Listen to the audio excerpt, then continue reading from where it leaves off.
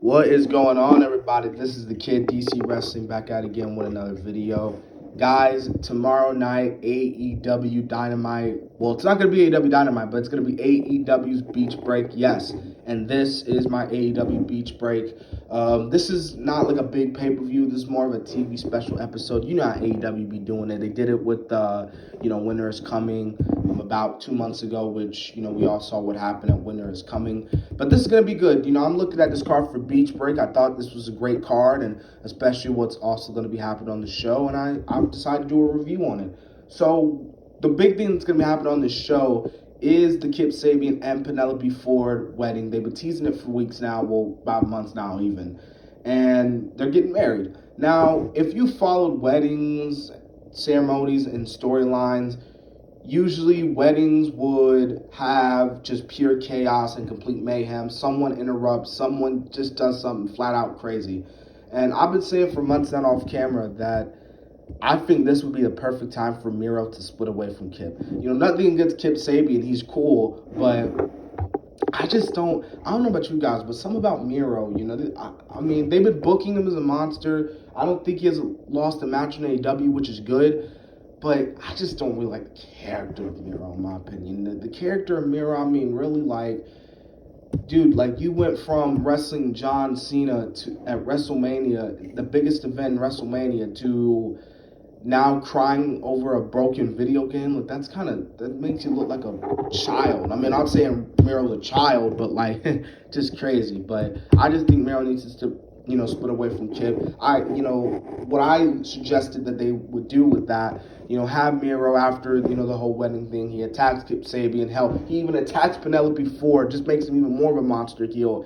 And Kip Sabian and Penelope Ford, they can go off TV, have a little honeymoon, yada, yada, yada, and then come back and feud with Miro. But then again, Chuck Taylor is their butler, so maybe Orange Cassidy ruins it. Maybe Chuck Taylor turns heel. Well, I don't think Chuck Taylor's going to turn heel, but something's going to happen, in my opinion. I think something's going to go down this way. I don't really know what, but that's just my opinion and my little prediction and, what I feel like should happen. But honestly, the chances of Miro turning on Kip, it's probably not going to happen. I think they're going to go after the titles.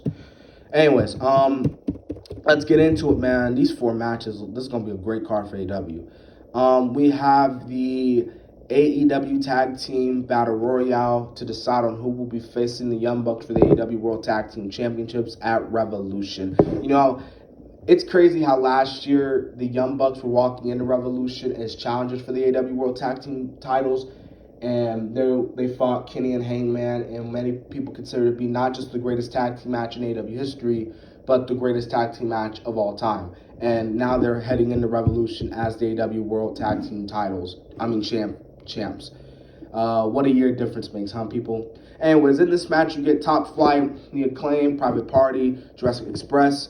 Speaking of Jurassic Express, that new Jungle Boy theme song is really good in my opinion. I don't care what anyone says. That theme song for Jungle Boy is good. And when crowds really start coming back, expect the entire AEW fan base to really get into that song. So I really like how Jungle Boy has that theme song. Really like it.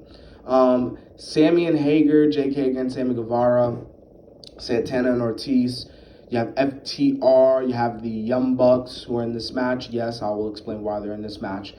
And the Inner Circle, Jericho and MJF, and the Dark Order. Now, the Young Bucks are in this match, but if they win, they will actually get to choose their opponents for Revolution. And, I think the Young Bucks should win this one, and I'll explain why. I don't know how long this Bullet Club thing is going to turn out. I don't know how long it's going to be, but I think the Young Bucks are going to slowly break away from this whole little Bullet Club angle with the Good Brothers and, Omega, because they're seemingly behind that now. They're moving on to, in their opinions, bigger and better things. And I feel like that the Young Bucks are going to win this match, and they're going to actually challenge the Good Brothers for the tag team titles. Now, speaking of Private Party will be facing the Good Brothers for the Impact World Tag Team titles. I don't know. I think it's Rebellion. I don't think it's Rebellion, but it's in February. It's this month, I believe. I don't know what month it is, but they're gonna face each other basically. So I thought that was pretty cool as well. So maybe Private Party wins the belts, and then that's really where you get to Young Bucks versus Good Brothers or Revolution, because you can't lie to me and say Young Bucks versus the Good Brothers is not a bad match. Come on, that's another big match a lot of people want to see. Come on, people. So we get a lumberjack match between Lance Archer and Eddie Kingston. These two have been going at it for weeks now. They actually had a match last week. Lance did lose. Eddie did win, which I got no problem with because Eddie's one of the biggest kills in the company and really good on the mic. I got Lance winning this one. I think Lance is going to win this one, which is crazy because he lost last week. But I think Eddie's going to win this one. You know, it's a lumberjack match, yada, yada, yada, blah, blah, blah. And it's going to be some crazy stuff, you know, with the lumberjacks. But in the end, I think this is going to, you know, do it for Lance. I think Lance is going to go over here. So that's just my opinion. We got a great match, in my opinion. This is going to be a great women's match, in my opinion. Thunder Rosa versus Dr. Britt Baker, DMD. This is going to be a great match. Now, what I was going to say, like, maybe this could have been like a #1 contenders match. Whoever wins this match goes on to face Sheeta for the title at Revolution, but they're already doing a tournament to see who's going to face her, so I can't really say that this is a #1 contenders match. But whoever does win this match, I still think is a strong case. Like, there'll be a strong case to face Sheeta. I wouldn't say a Revolution because, again, the tournament or just in general. So, you know, a win for, you know, one of these two women would be good, but I think Dr. Britt Baker wins this match. You built Dr. Britt Baker up as your strong heel. I think what's going to happen is Rebel's going to get in the match. I don't think like Rebel's going to get involved, and it's going to lead to, you know, Britt Baker, I believe, rolling up or maybe even winning. Well, not winning by DQ because they don't really have a lot of DQs in AEW, but roll up or something like that. I don't see Thunder Rosa tapping out. Not yet at least. I just don't see her tapping out yet. So that's who I think is going to win that match. Now, we have the 6-man tag team match. Kenny Omega and the Good Brothers being accompanied to the ring by the Invisible Hand, Don Callis, taking on Jon Moxley and Death Triangle, Pac, and Rey Fenix. This is going to be a really good 6-man tag team match.